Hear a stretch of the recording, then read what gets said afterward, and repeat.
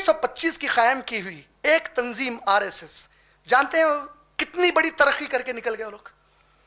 हम उनके कंपटीशन के करीब भी नहीं है। कंपटीशन नाम की कोई चीज सोच भी नहीं सकते आज आप उनके मुकाबले में।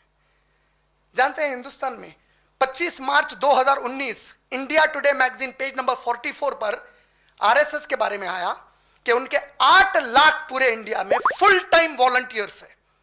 खाली 7,000 की फोटो देखे तो कितनी बड़ी तादाद दिखी देखे।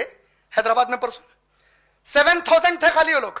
8 लाख है पूरे इंडिया में well trained full time volunteers. 8 lakh. आपको साथ में मालूम है लगभग 3 करोड़ 20 लाख 3 करोड़ 20 लाख उनके मजदूर संघ में हैं मेंबर्स आरएसएस के। उनके विश्व हिंदू परिषद में 28 लाख मेंबर है। उनके एक और किसान संघ में 28 लाख मेंबर है। उनके वनवासी प्रोजेक्ट 2,60,000 ट्राइबल एरिया में प्रोजेक्ट चल रहे हैं वो लोगों को अपलिफ्ट करने के लिए। उनके 1,70,000 प्रोजेक्ट हिंदुस्तान की तरक्की के लिए चल रहे हैं। इंडिया के बाहर उनके ऑर्गेनाइजेशन के ब्रांचेस है। सबसे ज्यादा ब्रांचेस इंडिया के बाहर नेपाल में हैं।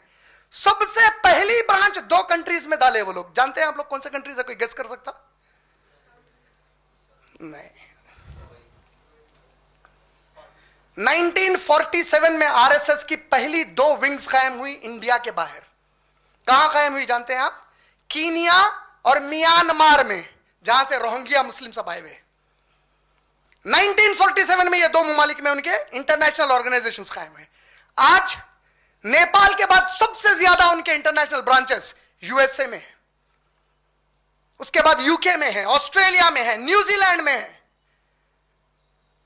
आप कहां हैं? एक तंजीम मुसलमान की बताओ जो पूरे इंडिया में है आज।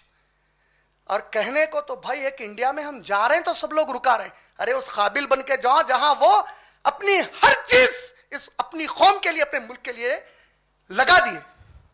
इस तरह तुम लगा के जाओ, अल्लाह दिलों में डालेगा तुम्हारे लिए मोहब्बत। मुंह से बोल के इज्जत लेने वालों के लिए कोई इज्जत नहीं है।